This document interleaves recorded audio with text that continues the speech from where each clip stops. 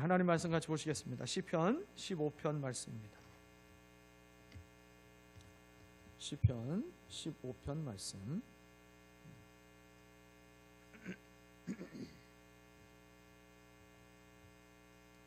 1절부터 5절까지인데요. 우리 한 절씩 교독하고요. 마지막 절 같이 합독하도록 하겠습니다. 주님, 누가 주님의 장막에서 살 수 있겠습니까? 누가 주님의 거룩한 산에 머무를 수 있겠습니까?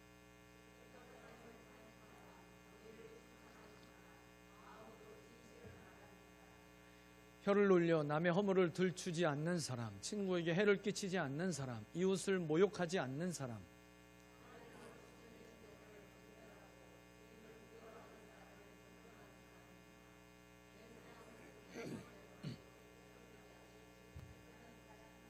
높은 이자를 받으려고 돈을 꾸어주지 않으며 무지한 사람을 해칠세라. 뇌물을 받지 않는 사람입니다. 이러한 사람은 영원히 흔들리지 않을 것입니다. 아멘, 아멘. 네, 여러분 집에 손님을 초대해 본 적이 다 있으시잖아요. 근데요, 손님에 따라서 손님을 맞이하는 준비가 다르게 되죠. 그냥 우리 집에서 차 한잔하고 갈 사람하고 또 우리 집에서 밥 먹고 갈 사람하고 이게 맞이할 때 집안을 치우는 규모가 달라지게 됩니다. 그렇죠? 그런데요, 거기 한술 더 떠서 하룻밤 자고 갈 사람이 우리 집에 온다. 그러면 이제 집안 여기저기 구석구석 다 치우게 돼 있어요. 안방도 치우고 화장실도 청소하고 또 이불까지 이제 막 준비해 놓습니다. 또 그 손님이 이제 좋아하는 것을 또 알고 있으면 그 기호에 맞게 간식도 알아서 또 준비를 해주려고 노력을 하게 되죠. 그러니까 잠깐 들르는 것과 머무는 것은요, 이렇게 준비하는 것의 차이가 커요. 오늘 본문에서 다윗이 하나님께 이렇게 묻습니다. 1절에서 그랬죠. 주님, 누가 주님의 장막에서 살 수 있겠습니까? 누가 주님의 산에, 이 거룩한 산에 머무를 수 있겠습니까? 지금 이렇게 질문하고 있어요. 이 질문은요, 들어가도 됩니까? 라고 하는 그런 수준의 질문이 아닌 거죠. 하룻밤 자도 되냐고 그렇게 묻고 있는 수준도 아니에요. 오늘 질문은 뭐예요? 주님의 장막에서 살아도 됩니까? 라고 지금 묻고 있어요. 여러분, 우리가 읽은 이 시편 15편은요, 성전에 들어가려고 하는 그 순례자가 성전 문 앞에서 이제 그 성전을 지키고 있는, 관리하고 있는 그 문지긴 제사장과 이 주고받는 형태의 문답 구조로 이루고 있는 그런 시입니다. 그래서요, 이 순례자가 그 성전에 들어가기 위해서 이제 문 앞에 딱 도착했을 때, 제가 이 성전에 들어가도 되겠습니까? 제가 이 성전에 들어갈 자격이 있겠습니까? 라고 질문을 하면 그 성전 문지긴 제사장이 이 성전에 들어오려면 이런 자격이 있는 사람이 들어올 수 있습니다 하면서 그 다음에 대답을 해주는 거예요. 그 형태로 15편이 이런 구조를 가지고 있다는 거죠. 근데 똑같은 형식을 가지고 있는 또 하나의 시편이 있어요. 그게 시편 24편입니다. 시편 24편도요, 주의 성산에 오를 자가 누구오니까 그러면서 이제 그 뒤에 이러이러한 자가 주의 성산에 오를 수 있는 자다, 그렇게 또 대답해 줍니다. 이 두 시편에 15편과 24편에 공통점이 있습니다.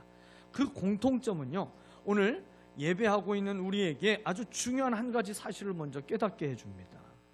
여러분, 보통 이 주님의 전에, 이 주의 장막에 들어갈 자격을 얻으려면 주님께 드릴 제물을 가지고 가야 돼요. 그러니까 제사를 드리기 위해서 온 사람의 손에 아무것도 없으면 안 되겠죠. 하나님 앞에 드릴 그 제물을 가지고 있어야 이제 제사를 지내기 위해서 들어가게 되는 거예요. 그래서요, 양 몇 마리인지, 곡식을 얼마나 가져왔는지 이런 것들을 확인하는데, 오늘 본문도 그렇고요, 시편 24편도 그렇고 모두 동일하게 제단에 드려질 그 제물과 관련된 것이 성전에 들어갈 자격에 전혀 나오지 않고 있습니다. 여러분, 15편에서 제단에 드려질 제물과 관련된 내용이 지금 한 가지라도 눈에 보인 게 있으세요? 하나도 없었어요. 왜 그럴까요? 하나님의 관심은요, 드려질 제물에 하나님의 관심이 있는 게 아니에요. 하나님의 진짜 관심이 어디에 있어요? 예배하는 성도에게 하나님은 관심이 있으십니다. 그 중심이 하나님 앞에 상한 심령을 가지고 나왔느냐, 정말 주님을 구원자로 믿고 의지하면서 하나님의 은혜 없이면 정말 살 수 없다라고 고백하면서 하나님 앞에 믿음을 보이며 나오고 있느냐, 그 예배하는 성도에 주님은 관심이 있으세요.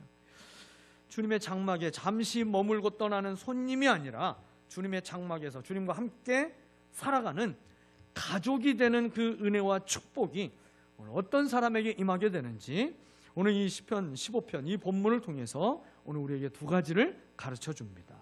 첫 번째는요, 오직 주의 은혜로 구원받은 자임을 인정하는 자가 주님의 장막에서 살 수 있다라는 거예요. 누가 주님과 함께 영원히 같이 살 수 있는 자격이 있나? 이 15편을 통해서 첫 번째로 우리에게 깨닫게 하시는 거예요. 오직 주의 은혜로 구원받은 자임을 인정하는 자. 하나님의 은혜 없이는 내가 존재할 수 없고 앞으로도 그 하나님의 은혜 없이는 내가 살아갈 수 없다라고 그렇게 주님 앞에 겸손한 자가 주님의 장막에서 살 수 있는 것입니다. 2절부터 5절까지 이제 1절에서는 그 순례자가 이 주의 장막에서 살 수 있는 자가 누구입니까? 이 주의 장막에 이제 머무를 자가 누구입니까? 이렇게 이제 질문하니까 2절부터 5절까지가 제사장의 대답이라고 그랬잖아요. 자, 이 제사장이 대답을 할 때 대답을 보면요, 10가지로 대답을 해주고 있어요. 이러이러한 사람이어야 됩니다 하는데 그 사람들이 쭉 보니까 10가지로 소개하고 있어요. 그 10가지 자격 요건을 우리가 다시 한번 봤으면 좋겠어요. 이 자격 요건을요, 여러분 그냥 보지 마시고 한번 나에게 적용하면서 이 말씀을 다시 한번 이제 보세요. 내가 이 10가지 가운데 얼마나 나에게 해당되는 게 있을까? 첫 번째, 깨끗한 삶을 사는 사람. 두 번째, 정의를 실천하는 사람. 세 번째, 마음으로 진실을 말하는 사람. 지금 손가락 잘 접어가고 계시죠? 손가락이 안 접혀지는 분이 있나요? 네 번째, 혀를 놀려 남의 허물을 들추지 않는 사람. 다섯 번째, 친구에게 해를 끼치지 않는 사람. 여섯 번째, 이웃을 모욕하지 않는 사람. 일곱 번째, 하나님을 업신여기는 자를 경멸하고 주님을 두려워하는 사람을 존경하는 사람. 여덟 번째, 맹세한 것은 내게 해가 되어도 반드시 지키는 사람. 아홉 번째, 내가 높은 이자를 받으려고 돈을 꾸어주지 않는 사람. 여기서 걸리는 분이 있나요? 열 번째, 네, 뇌물을 받지 않는 사람. 뇌물을 받지 않는 사람. 자, 여러분 손가락이 몇 개나 접어지셨습니까? 그래, 내가 그래도 하나님 앞에 내가 이건 전혀 마음에 거리낌이 없지. 여러분 그러면서 손가락에 척척척척척 이렇게 막 잘 접어지시던가요? 저도 저에게 한번 적용해 봤을 때요, 참 손가락이 잘 안 접어지더라고요. 이게 손가락이 관절염이 있는지 왜 이렇게 잘 안 접어지는지 모르겠어요. 여러분 이 10가지를 다 읽고 나서 여러분 마음이 평안해지시는 분이 계신가요? 나는 자격이 충분하네, 여러분 그렇게 말할 수 있는 사람이 있을까요? 제가 모르긴 몰라도 이 10가지 자격을 다 갖춘 사람은 이 자리에 단 한 사람도 없을 것입니다. 만약에 있다면 얘기해 주세요. 제가 쿠폰을 보내드릴 테니까. 여러분 이 10가지를 다 지킨 사람만 주의 장막에, 성전에, 하나님 나라에 들어갈 수가 있다라고 한다면 아무도 들어갈 수 있는 사람이 없을 것입니다. 심지어요, 이 시를 쓴 다윗도 이것을 지키지 못했다는 사실을 아십니까? 여러분 밧세바 사건 하나만 보세요. 다윗이 이것에 걸리는 게 몇 가지나 될지 거의 다 걸리게 돼 있어요. 다윗은 진실하지 못했고요, 자기의 충신의 아내를 빼앗았습니다. 어떻게 빼앗았어요? 자신의 신하를 죽여서 빼앗았잖아요. 본문의 10가지 자격 중 거의 모든 항목에서 무너진 사람이 바로 이 시를 쓴 다윗입니다. 다윗. 그렇다면 왜 이 10가지 자격 조건을 기록하고 있을까요? 왜 이 10가지를 제사장은 이야기를 하고 있을까요? 그것은요, 하나님 앞에서 나는 자격 없는 죄인임을 깊이 깨달아야 하기 때문에 그래요. 나는 자격 없는 죄인인데 하나님 앞에 나아갈 수 있도록 길을 열어주셔서 감사합니다. 주의 전에 들어갈 수 있도록, 이 모든 죄를 해결할 수 있도록 길을 열어주신 하나님의 은혜에 감사합니다. 내가요, 하나님 앞에 자격 없는 죄인이라고 한다는 사실을, 그걸 먼저 깨달아야 돼요. 또 한 가지 이유를 더한다면, 그런 죄인에게, 그렇게 허물투성이인 그 죄인에게 주님이 은혜를 베푸셨기 때문에 내가 성전에 들어갈 수 있다는 걸 주님이 깨닫기를 원하셔서 이 말씀을 듣게 하신다라는 거예요. 그러니 여러분, 하나님 앞에서 누구든 자랑할 것이 없고 오직 감사와 영광만 드려야 되는 것입니다. 여러분, 율법은 우리를 하나님께로 인도하는 몽학선생이다 그랬어요. 이게 무슨 의미예요? 율법은요, 우리를 계속해서 율법 자체가 스승이 아니라 참된 스승이신 그리스도께로 우리를 인도하는 역할을 하는 것이 율법이라는 거예요. 율법. 근데 이 유대인들은 그 율법을 완벽하게 지킬 수 있다라고 착각하며 613가지로, 10계명을 613가지로 나누어 가지고 그걸 다 지키려고 애쓰고 있어요. 그걸 다 지킬 수 있다라고 생각하고 애쓰고 있어요. 여러분, 율법은 하나님이 지키라고 주신 것이 분명합니다. 그런데 내 의를 자랑하기 위해서 지킨 것들을 내가 성적표처럼 자랑하는 도구가 되라고 이 율법을 주신 것이 아닌 거예요. 누구든지 그 율법을 온전히 지킬 수 없는 연약한 죄인임을 깨닫고 그 은혜의 주님께 나와야만 내가 구원을 얻을 수 있다는 것을 깨닫게 하려고 주님이 우리에게 율법을 주신 것입니다. 그래서요, 이 율법은요, 은혜로 지키는 것이지 나의 의를 자랑하기 위해서 또 내가 지킬 수 있다라고 그렇게 교만한 마음을 가지고 지키는 것이 율법이 아니에요. 하나님의 명령이 아닌 것입니다. 오늘 저녁 주님은 저와 여러분에게 이 은혜를 다시 회복시켜 주시기를 원하십니다. 우리가 자격 없는 죄인이지만 예수 그리스도를 통해서 죄 문제를 해결해 주시고 영원한 생명을 선물로 받은 그 은혜 받은 자임을 고백하며 우리가 주님 앞에 감사하는 삶을 살아가기를 원하십니다. 여러분, 우리가 주님께 자격 없는 자인데 구원의 은혜를 베풀어 주셨다라고 하는 것, 여러분, 그것만 해도 우리에게 갚을 수 없는 은혜인데 오늘 말씀 무엇까지 우리에게 주세요? 주의 장막에서 사는 자가 되게 하시겠다라고 했어요. 할렐루야. 주의 장막에서 주님과 함께 먹고 주님과 함께 마시고 주님과 함께 잠을 자고 주님과 함께 동행하며 하나님이 주시는 것으로 만족하며 살아가는 주님의 가족이 되도록 그렇게 우리를 붙잡아 주신다라는 것이죠. 오늘 저와 여러분이 자격을 내려놓고 은혜를 붙드는 겸손한 사람이 되시기를 예수 그리스도의 이름으로 축원합니다. 두 번째는요, 삶이 예배가 되어서 주님과 동행하는 자가 주님의 장막에서 살 수 있다라는 거예요. 여러분, 이 10가지 자격 조건들을 쭉 한번 우리가 다시 한번 잘 봐야 돼요. 주의 장막에 들어가 살 수 있는 자의 자격 10가지.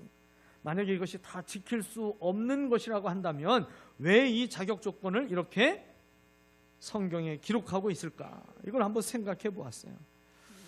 제가 또 이것이 궁금해서 여러 이제 주석도 살펴봤는데 그 주석을 살펴볼 때 제 무릎을 탁 치게 만드는 이 본문에 대한 해석 하나를 발견하게 됐습니다. 그게 뭐냐면 이 10가지는요, 주의 장막, 그 성전에 들어가기 위한 입장권이 아니라는 거예요. 들어가기 위한 입장권이 아니라 들어간 사람, 주님과 함께 살아가고 있는 그 사람 안에서 주님께서 맺게 하셔서 보게 하시는 열매라는 것입니다. 이건 뭐와 같냐면 성령의 9가지 열매와 마찬가지예요. 여러분, 성령의 9가지 열매도 마찬가지예요. 내가 그 열매를 하나하나 맺으려고 노력한다고 해서 그 열매가 맺어진 게 아닌 것입니다. 내 안에 성령으로 충만하면 주님이 내 인생을 다스려 주시고 그 주님이 내 인생의 주인이 되어 주시고 왕이 되어 주셔서 그 주님이 다스리시는 인생을 살아가게 되면 예수 그리스도를 닮은 자의 성품과 인격 속에서 그의 삶에 나타나고 있는 것이 성령의 9가지 열매인 거예요. 내가 맺어서 맺혀지는 게 아니라 주님이 그 열매를 만들어 주셔서 내 삶 가운데 맺게 해주신 것, 그것이 열매입니다. 열매.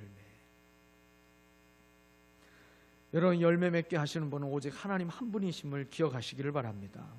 그렇다면 오늘 본문에서 말하고 있는 이 10가지의 자격이 그럼 우리가 구체적으로 어떤 의미이기에 우리에게 이 말씀을 우리에게 하고 있을까요? 여러분, 이 10가지를 네 묶음으로 나눌 수가 있어요. 네 수로 나눠서 볼 수가 있습니다. 먼저 2절 말씀에 있는 세 종류의 사람이 있었죠. 깨끗한 삶을 사는 사람, 정의를 실천하는 사람, 마음으로 진실을 말하는 사람. 여러분, 이 세 가지는요, 한마디로 인격과 성품이 하나님을 닮아가는 사람을 말합니다. 여러분, 전부 다 이 2절에 있는 이 세 가지는요, 전부 다 내 안에서 그리스도의 성품이 빚어진 사람이 살아가는 삶의 태도가 깨끗한 삶, 정의를 실천하는 삶, 마음으로 진실을 말하는 사람입니다. 중심에 진실함이 있고 겉과 속이 다르지 않으면서 한결같은 믿음으로 살아가는 사람이 바로 이 사람이라는 거예요. 인격과 성품이 하나님을 닮아가는 사람. 자, 3절을 한번 보실까요? 3절에 또 세 부류의 사람이 나옵니다. 혀를 놀려 남의 허물을 들추지 않는 사람, 친구에게 해를 끼치지 않는 사람, 이웃을 모욕하지 않는 사람. 여러분, 이 세 가지는요, 한마디로 하나님을 닮은 혀를 가지고 있는 사람이에요. 하나님을 닮은 혀는 어떤 혀일까요? 빠르게 움직이는 혀일까요? 빠르게. 그게 아니죠. 그 혀가 누군가를 끊임없이 살리는 말이 나오는 것이죠. 진실된 말이 나오는 거예요. 손해를 보더라도 정직을 말할 수 있는 사람이어야 되는 것이죠. 나의 유익을 위해서 속이지 않고 비밀을 지켜주고 험담과 비방을 하지 않는 말을 하는 것입니다. 여러분, 남의 허물을 들춘다라는 게 뭐냐면, 이게 원어적으로 보면 걸어 다닌다라는 거예요. 그러니까요, 혀에 발이 달려가지고 막 걸어 다니는 거예요. 이게 무슨 얘기예요? 돌아다니면서 다른 사람 얘기하고 다닌다라는 거예요. 있잖아, 내가 당신에게만 얘기하는데 어디 가서 절대 얘기하면 안 돼.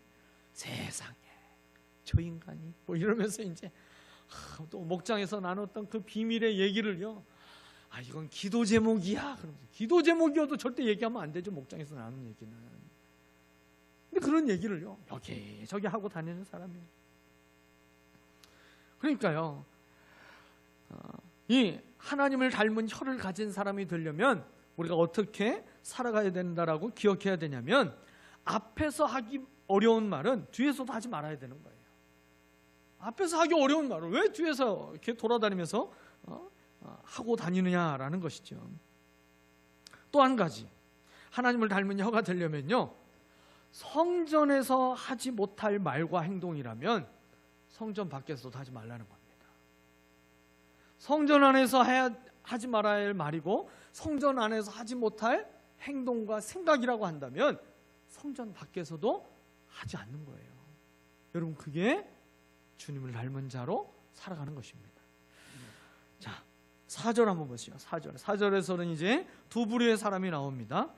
하나님을 업신여기는 자를 경멸하고 주님을 두려워하는 사람을 존경하는 사람. 또 한 가지가 맹세한 것은 해가 되어도 지키는 사람 그랬어요. 이 두 가지는요, 하나님이 기준이 되어 사는 사람을 얘기하는 거예요. 하나님이 기준이 되어서 사는 사람. 여러분, 누구라도 내가 아무리 친하게 지내는 사람이라 할지라도, 또 내가 아무리 좀 신세를 진 사람이라 할지라도, 여러분, 누구라도 그 사람이 내 부모 욕을 서슴지 않고 행해버리면 그거 쉽게 참을 수 있을까요? 마음의 그 분노와 이 상한 감정이요, 우리를 쉽게 넘어가지 못하게 만들잖아요. 누구라도 내 부모를 욕하면 우리는 못 참습니다. 그런데요, 하나님을 욕하고 있는 저들을 향해서 우리가 그냥 오래 참고 인내하고 있다라면 여러분 그건 문제가 있지 않을까요? 다윗처럼 반응해야 되잖아요. 아무리 골리앗과 같은 존재를 할지라도 하나님을 모욕하고 하나님을 업신여기는 자는요 경멸해야 되는 거예요. 세상은 차별금지법이라고 그래서 모든 사람을 무조건 다 똑같이 대우해야 된다고 생각하지만 아니요. 우리는 믿음으로 살아갈 때에요 경멸해야 될 대상들이 분명하게 존재합니다. 하나님을 업신여기는 자까지 우리가 지지하고 존중해서는 안 되는 거예요. 믿는 사람들이 정신을 바짝 차려야 되는 것이죠. 하나님을 업신여기고 주님의 몸된 교회와 가정을 자꾸만 무너뜨리려고 하는 사람들은요 절대로 지지하거나 존중해서는 안 되는 것입니다. 또 주님이 약속을 지키셨기 때문에 다윗처럼 우리가 속아서 다윗처럼 그렇게 속아서 한 약속이라 할지라도 우리는 지키려고 애써야 되는 거예요. 마지막 5절을 보니까요 5절에 또 두 부류의 사람이 나옵니다. 높은 이자 받으려고 돈을 꾸어주지 않는 사람, 그리고 뇌물을 받지 않는 사람. 여러분 이 두 가지는 이웃과의 관계 속에서 사랑을 흘려보내는 사람이 되어야 된다는 거예요.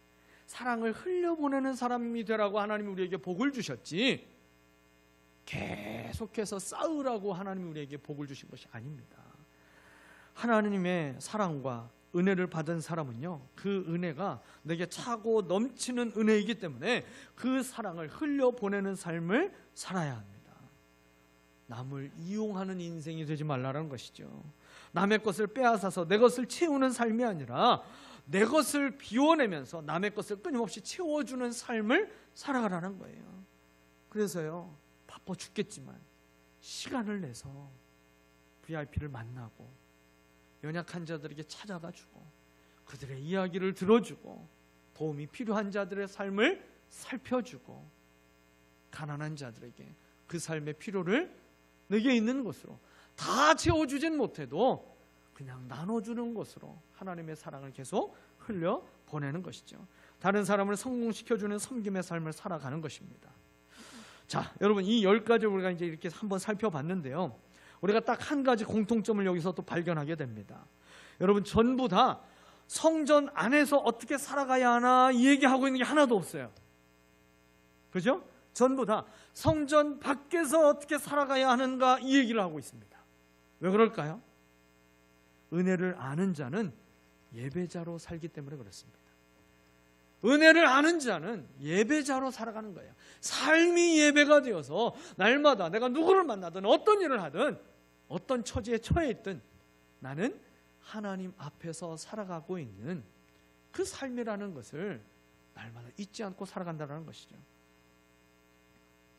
여러분 그렇기 때문에 우리가 무엇을 하든 또 무엇을 먹든 무엇을 하든지 간에 하나님의 영광을 위해서 해야 되는 것이 은혜 받은 자의 삶입니다. 여러분 주일은 한 주의 끝이 아니잖아요. 한 주의 시작이 주일이잖아요. 그 주일에 여러분 첫 번째 시간을 우리는 대부분 예배로 드리고 있습니다. 한 주의 첫날 그 첫 삶의 시작이 예배로 시작하는 사람들이 성도입니다.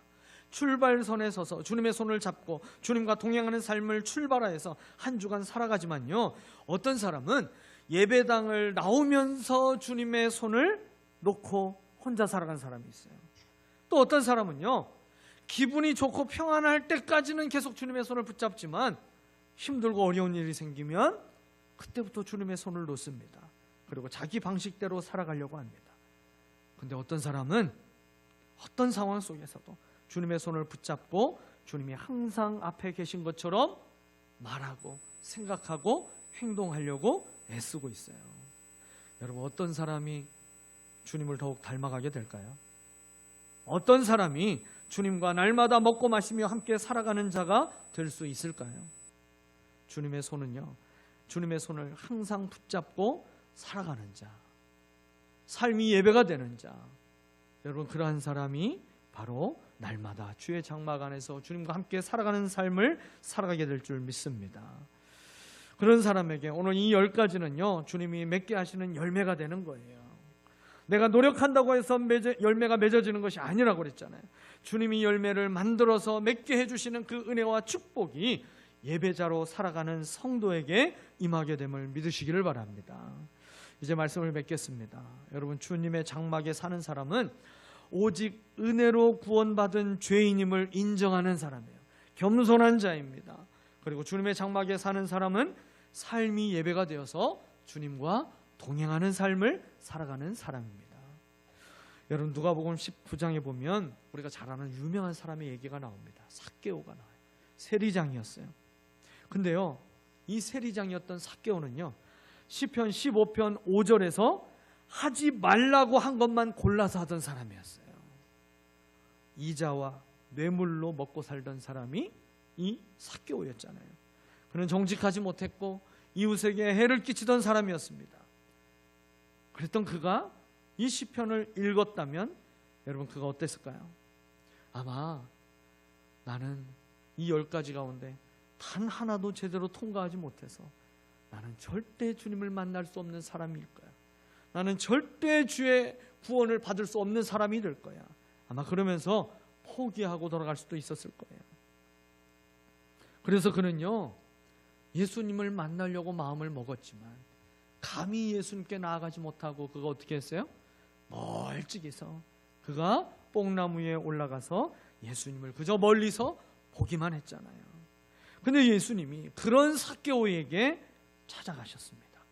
그 뽕나무가 올라간 게 아니죠. 삭개오가 올라가 있던 그 뽕나무 아래에 주님께서 가까이 가셔서 그곳에 주님이 멈춰 서셨어요. 그리고 고개를 들고 그 나무에 올라가 있는 삭개오를 바라보시며 말씀하셨잖아요. 삭개오야, 내려오너라. 삭개오야, 내려오너라. 내가 오늘 내 집에 머물러야 하겠다. 여러분, 이게 복음입니다. 시편 15편은요, 누가 주님의 장막에 머물 수 있겠습니까? 누가 주님의 장막에서 살 수 있겠습니까? 그렇게 물었는데 오늘 주님이 먼저 이 삭개오의 집으로 들어가시겠다고 말씀하시잖아요. 자격을 갖춘 다음에 이 삭개오에게 은혜가 온 것이 아닙니다. 은혜가 먼저 그에게 임했어요. 그러자 삭개오가 지금 그 이후에 자기가 무엇을 하겠다고 합니까?